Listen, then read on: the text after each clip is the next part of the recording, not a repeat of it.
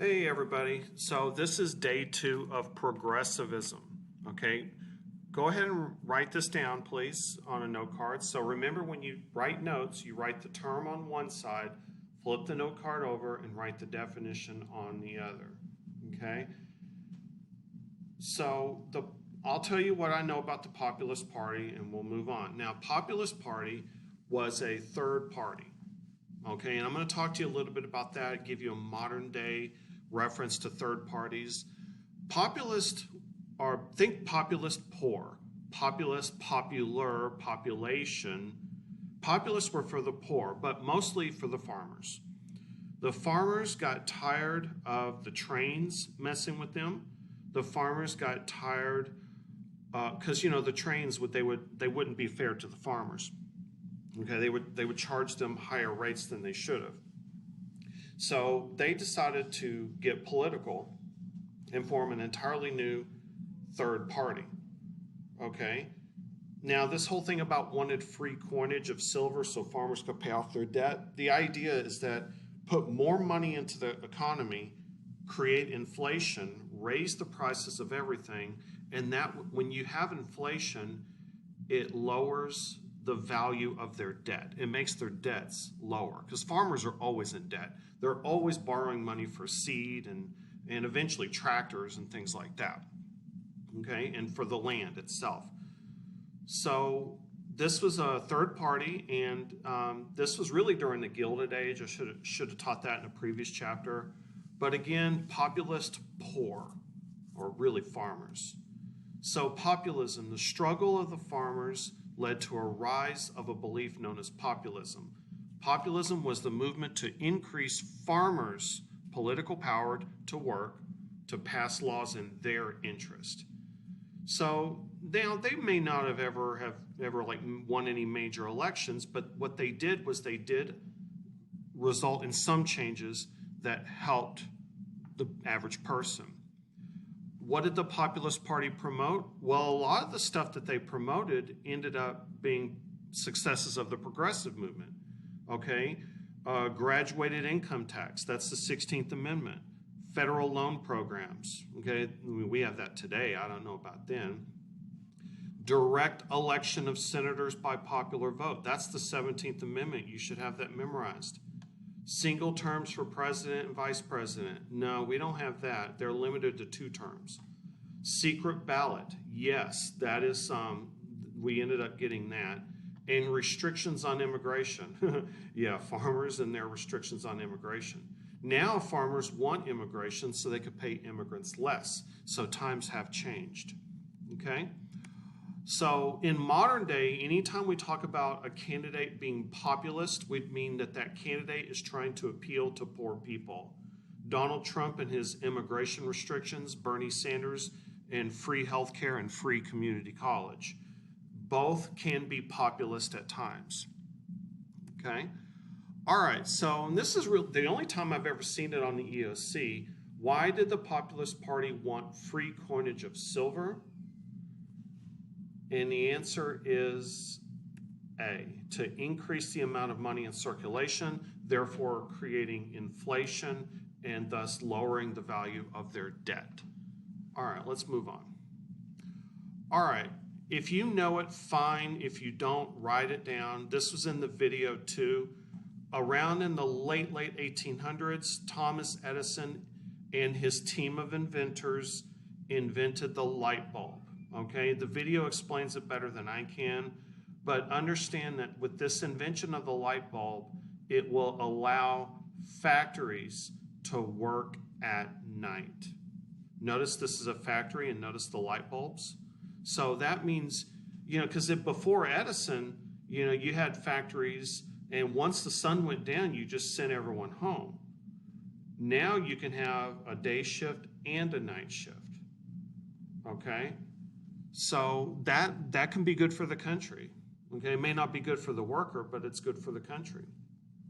Okay, so here is how did the invention shown in this patent illustration affect industry? So what do you have? You see Edison's electric lamp. It's a light bulb. So which one of these how did the light bulb affect industry? The answer is D. Factories could extend working hours. Okay? All right. Okay, now don't think about just the light bulb.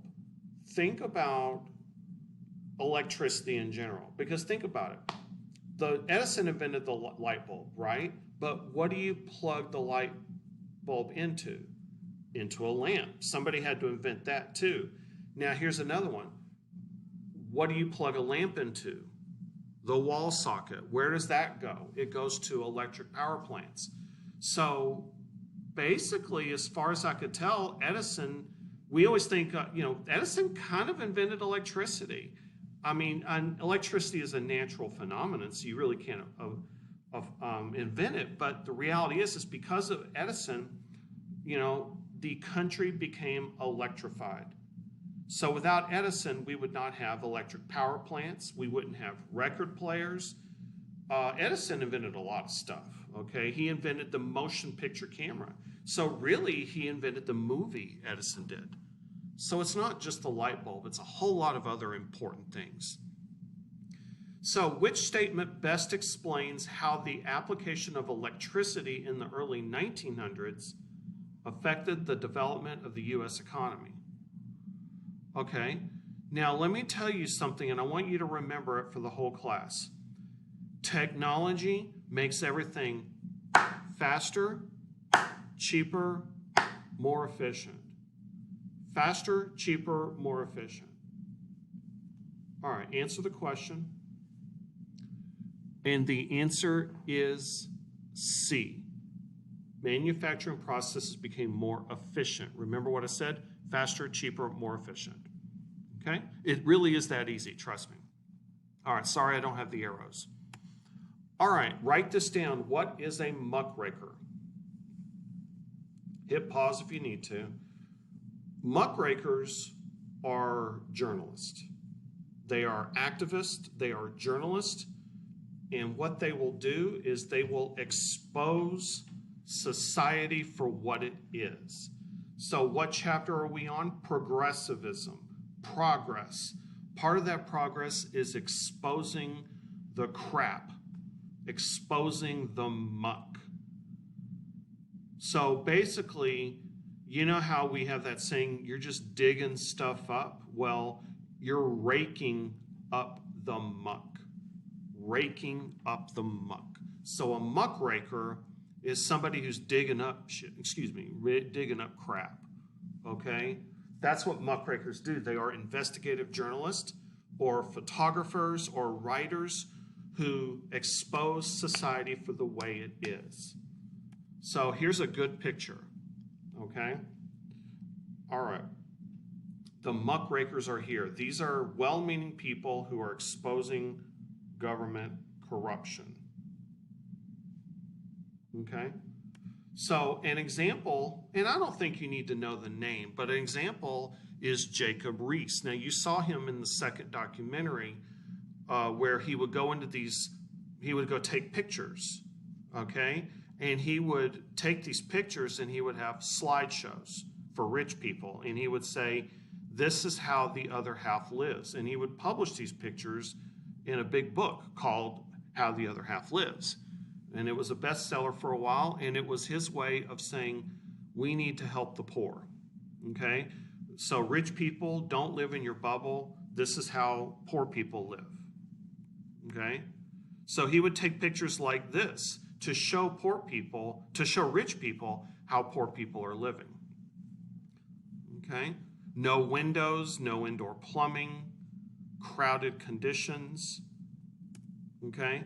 And this is just a joke. Okay. This is on every EOC and every test I've ever seen.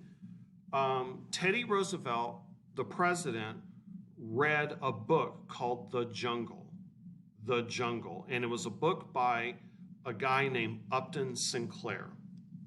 And you could say he is a muckraker. He is the ultimate muckraker. Upton Sinclair wrote a book exposing the meatpacking industry and how disgusting the meatpacking industry is.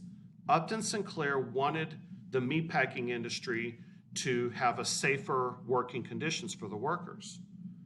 But his book did not have the intent. His intent was different.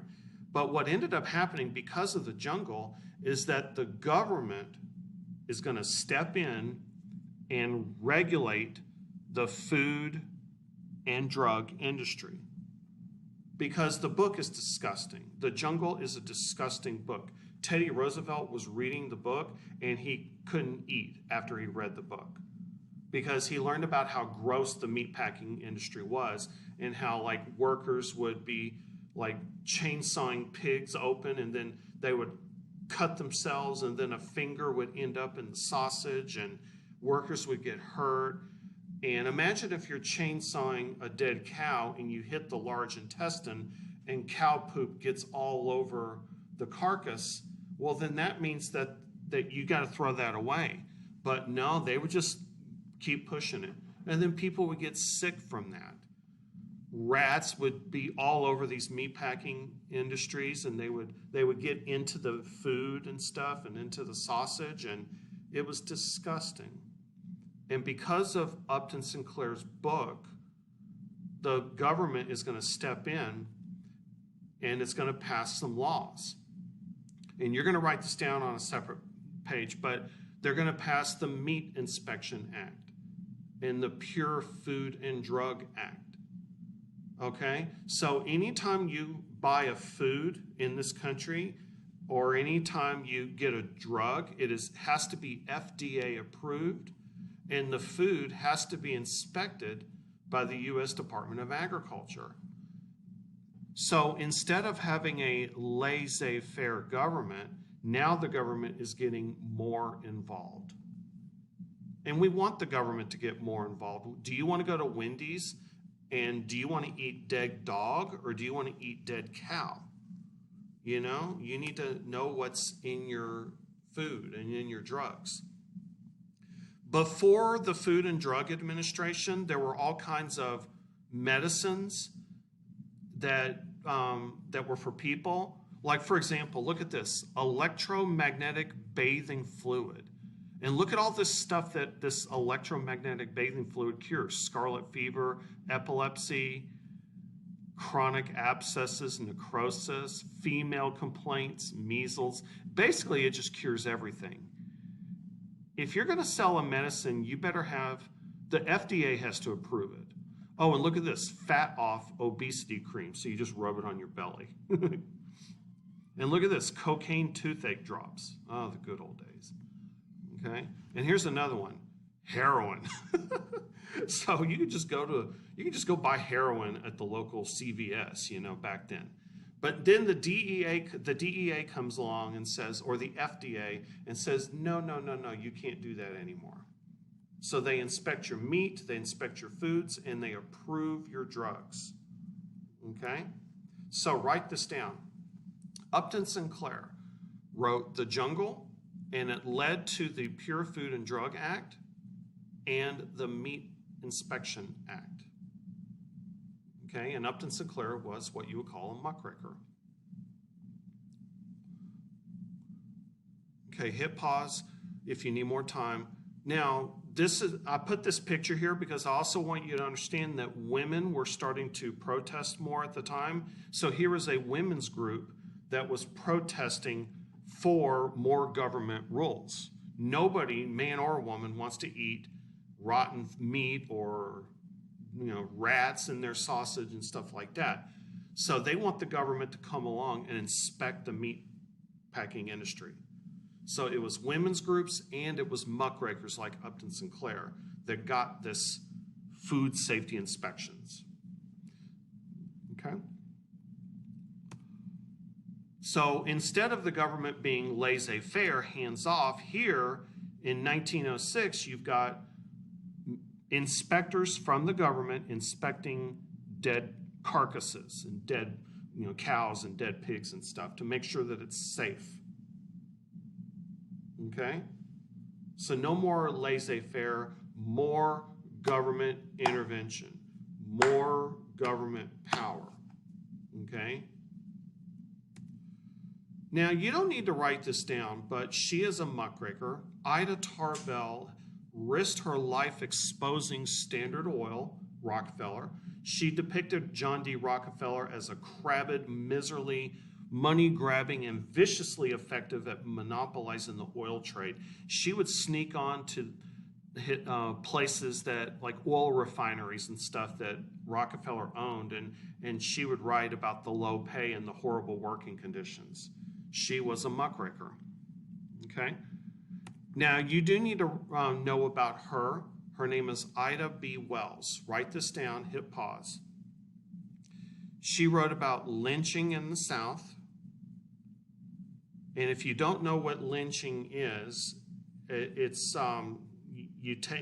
when mobs, like let's say a black man was found innocent in a court of law. So a bunch of racist KKK people gather around and they take this person and go hang him from a tree. That's lynching. It's terrorism, okay? She wrote about that and exposed the South for the lynching. She also fought for women's suffrage and civil rights for African Americans. So she was fighting for black women's right to vote. Interesting story, she was there when a lot of women were trying to get the right to vote.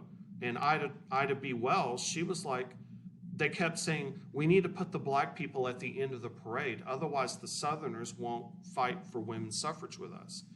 And she's like, oh, hell no. And then she marched right up to the front and she marched with them. Even though she was told to march at the back, she marched right up to the front.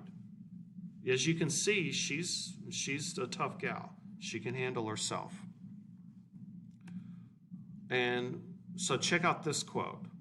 A Winchester rifle should have a place of honor in every black home, and it should be used for that protection which the law refuses to give. So that's interesting. You know, that's a different perspective, okay, that a lot of people had. All right, this is the only time I've ever seen Ida B. Wells on the EOC. These achievements illustrate Ida B. Wells' contributions as a what? All right, so you could read that chart or you can have it memorized. What did she do? And the answer is an advocate for equality. I don't love that answer, but it's the best one they gave us. Okay? Which groups were most influential in passing the Pure Food and Drug Act? Okay. The answer is, okay, so think like Upton Sinclair, the jungle. Think of the picture I showed you. The answer is Muckrakers and women's organizations. Okay. How did the publication of Upton Sinclair's The Jungle contribute to a change in the relationship between government and business? Okay, so hit pause. Now think, was it more government regulation or was it less government regulation? The answer is B. More government regulation. The FDA, for example. In his quote, what I like, now let me give you a little tip on reading stuff like this. What I like to do is I like to know who is talking. This is Theodore Roosevelt. So I'm in my head when I read this, I'm going to give it a real manly voice. Because, you know, I'll tell you about Theodore Roosevelt later, but he was kind of a man's man.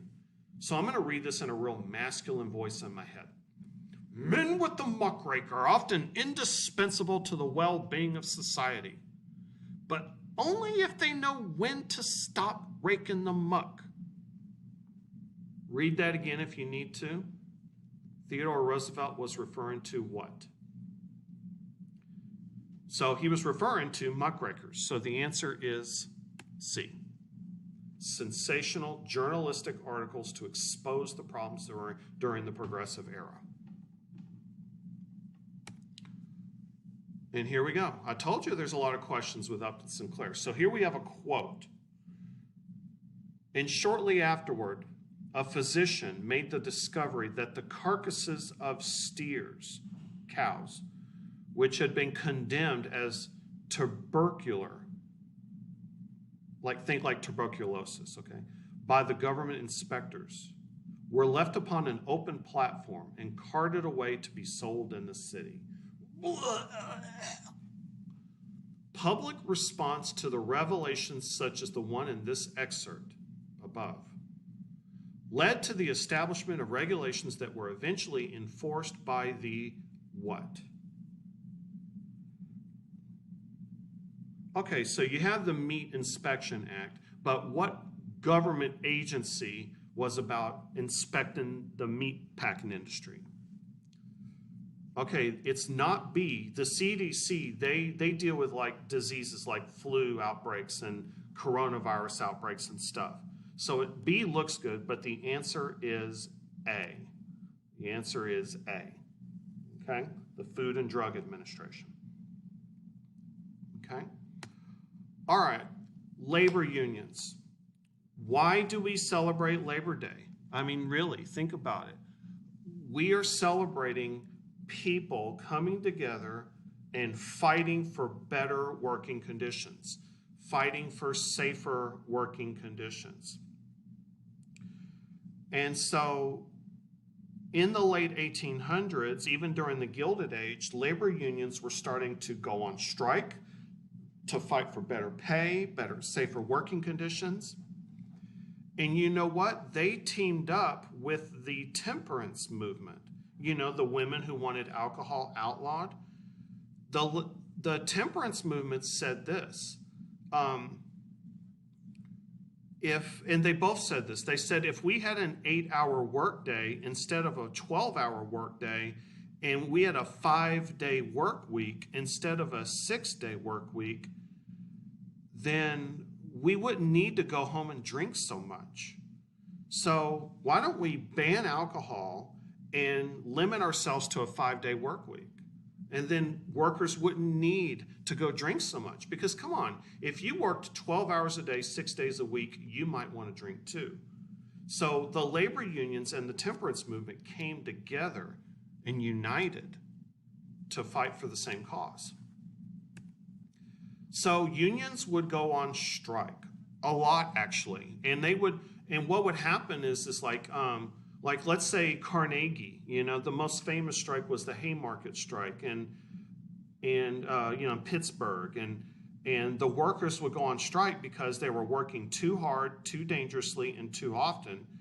And Carnegie, he didn't mind donating money to, you know, causes and stuff, but when his people asked for a raise, forget it.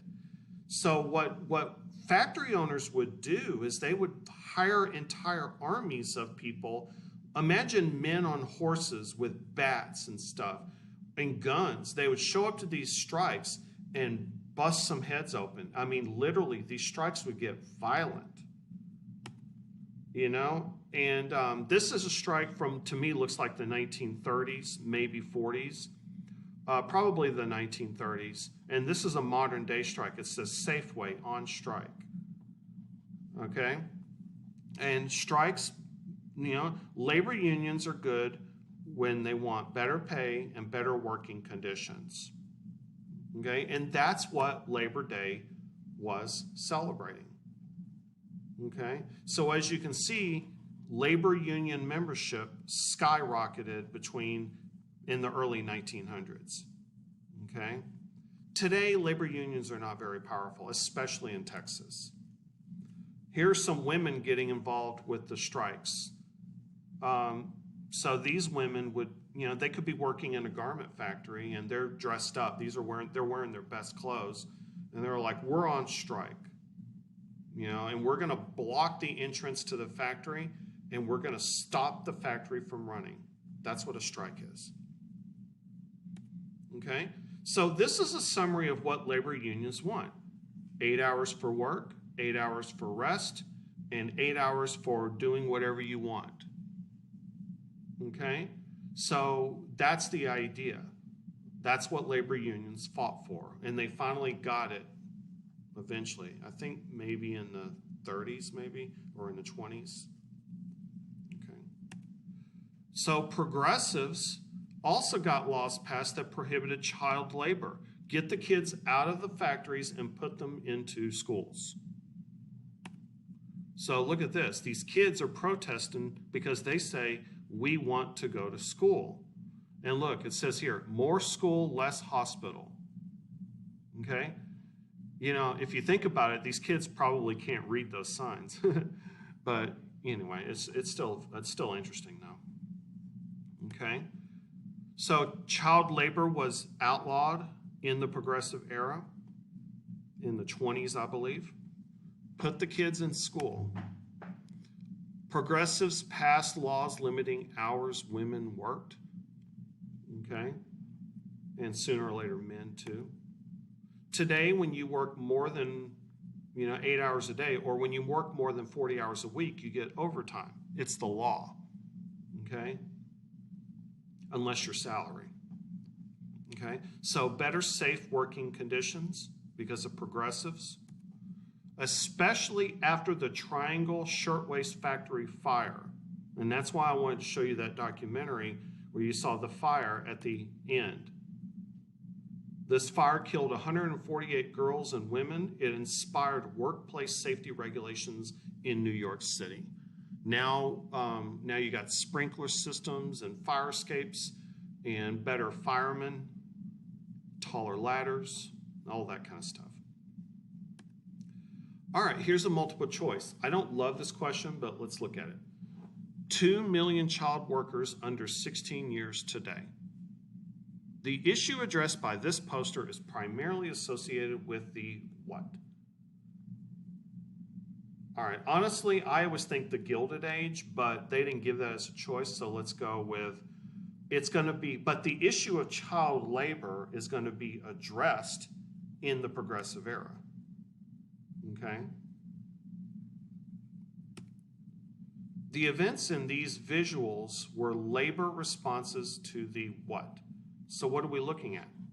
Strike, strike, strike. These are labor union strikes. So strikes are responses to what? Strikes are responses to what? And the answer is abuses by big business. You abuse your workers, they're going to go on strike. Sometimes teachers go on strike. Right now in Austin, a lot of teachers are not going to work because of coronavirus. All right, write down the red. What is the Progressive Party? The Progressive Party is another third party. Earlier I told you about the Populist Party. Now I'm telling you about the Progressive Party. Honestly, they're probably the same thing. They both want more government intervention, okay? Instead of laissez-faire government, they want the government to protect us. That's progressivism. Today, in modern day, we call them liberals, okay? That's what we mean by the word progressive, okay? All right, so this is Teddy Roosevelt. That's actually how you say his name, Roosevelt.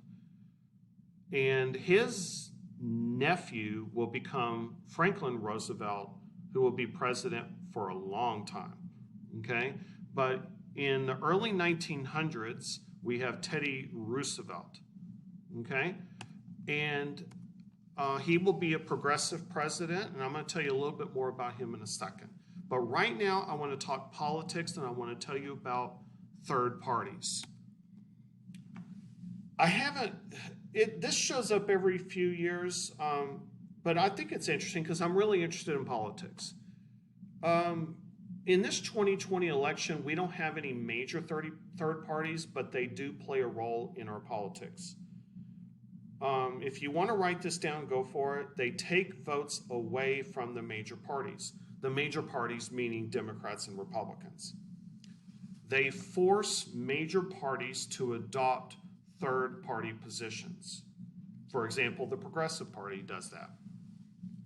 Okay? So, all right, hit pause if you need more time, But let's talk about modern day third parties. Even if it's not on the test, I just want to teach it to you this way. In 2016, we had what's called the Libertarian Party, and we still have the Libertarian Party. And libertarians, what they want is and this is modern day, they want laissez-faire government, they want to cut taxes, end all wars. Sounds good, right? But they also want to end all environmental laws. They want to end minimum wage. They want to legalize all drugs. They want to legalize abortion. They want to let businesses do whatever they want. They want to let everyone do whatever they want. So I'm sure you can see a few things that you like. That's what it's appealing to libertarians. Do we really want to go back to laissez-faire government? That's what libertarians want. Okay? And then you have the Green Party. Now, let me tell you something about the Green Party. The Green Party, they're not about marijuana. They are about the environment. And that's all they really care about. And so they don't expect to win, but what they want is for the Democrats to say, hey, you better get more environmental or we're gonna campaign harder. That's the goal of the Green Party, is not to win, but to make the Democrats scared. So that makes the Democrats be more environmental. Now, let me show you something. This was, look at these votes. Jill Stein was the Green Party candidate in 2016. If you assume that Jill Stein took votes away from Democrats and not Republicans, then this, if you are a Democrat, this will piss you off. Look, President Trump won Pennsylvania by this many votes, but look at how many votes Jill Stein got. Trump won Wisconsin by 22,000 votes, but look how many votes Jill Stein got. Michigan, Trump won Michigan by 10,000 votes, and look how many votes Jill Stein got.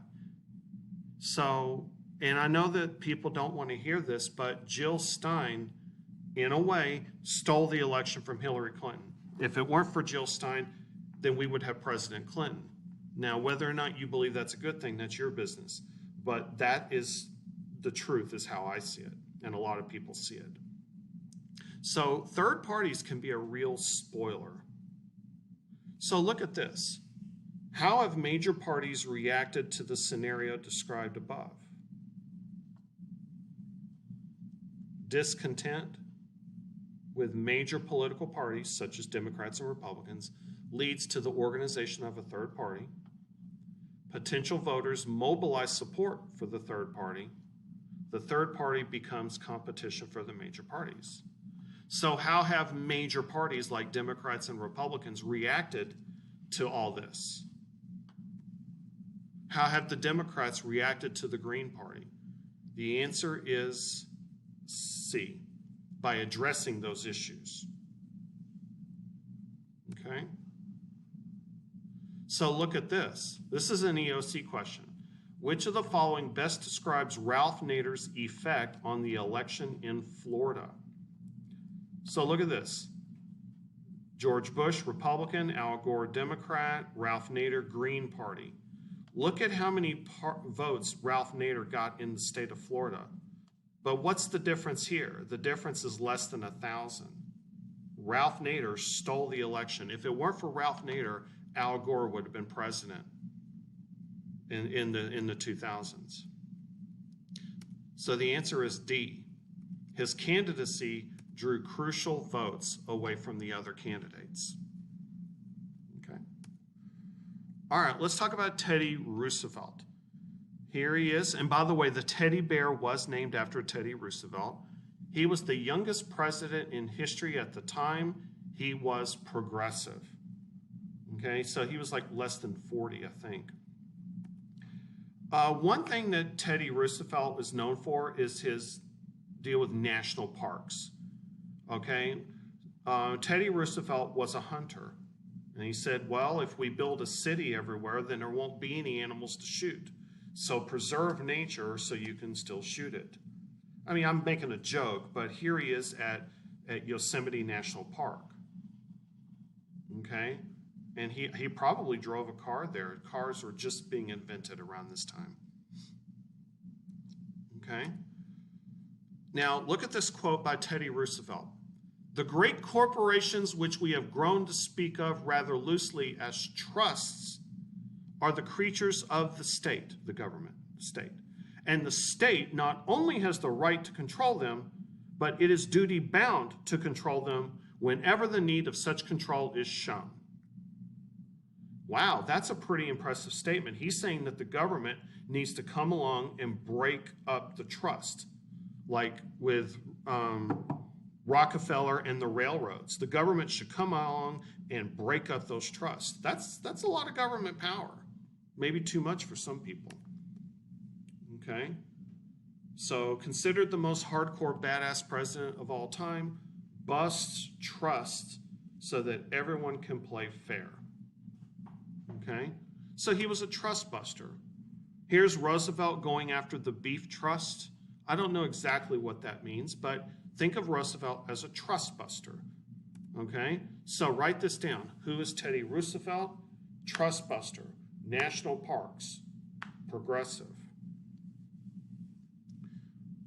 Okay, hit pause. Let's move on. Okay.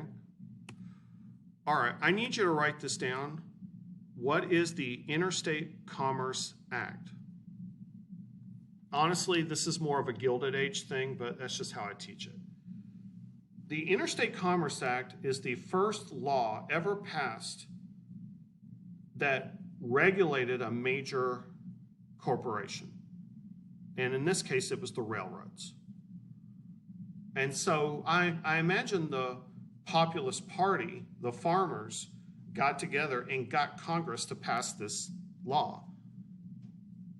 So it was designed to regulate the railroads to ensure fairness to farmers. It's called the Interstate Commerce Act. Interstate means between the states. Commerce means commercial, it means business. And railroads do cross state lines, which means that the federal government can justify regulating it, as opposed to just the state government.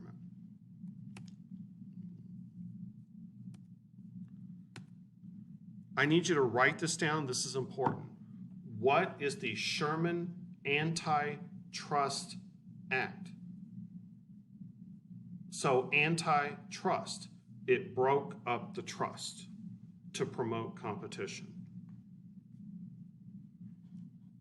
So look at this cartoon, the highway of competition.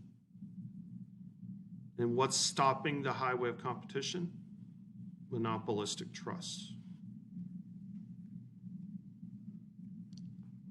All right, so look at the chart. Reasons for economic problems of the Gilded Age. Rapid growth of trusts and monopolies. Ruthless business tactics of robber barons like Rockefeller and Carnegie.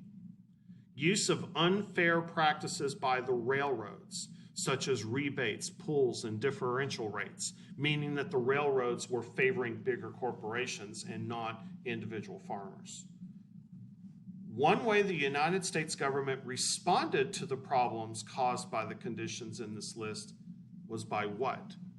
Okay, so our answer needs to have something to do with the government getting more involved in the economy. The answer is the Interstate Commerce Act. Which of the following occurred as a result of the Sherman Antitrust Act? Okay, so think of trust and think of antitrust. A trust is basically a monopoly. So pick your answer that has something to do with anti-monopoly. The answer is C. The federal government could dissolve business monopolies, break up the trust.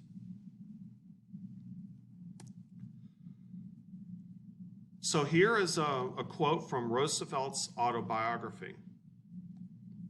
I hold that a corporation does ill if it seeks profit in restricting production or seeking to achieve monopoly by illegal treatment of its competitors. If, on the other hand, a corporation seeks profit solely by treating the public and its rivals fairly, then such a corporation is behaving well. It is an instrumentality of civilization operating to promote abundance by cheapening the cost of living, so as to improve conditions everywhere throughout the whole community. Okay, it's not that easy to understand, but basically, you notice he mentioned how monopolies are bad. So, what's the answer? The answer is C. Break up the monopolies, break up the trust. Okay? So here is a quote by Andrew Carnegie. We conclude that this overpowering, irresistible tendency toward aggregation, that means coming together, all right, to become bigger and bigger, aggregation of capital and increase of size, cannot be arrested or even greatly impeded. And instead of attempting to restrict either, we should hail every increase as something gained. So what Carnegie is saying is that we should let companies get bigger and bigger and bigger. The business practice described above eventually led to the enactment of legislation that what? And the answer is B. No, we don't want you to get bigger. Okay? All right, that's enough for today. Thank you very much.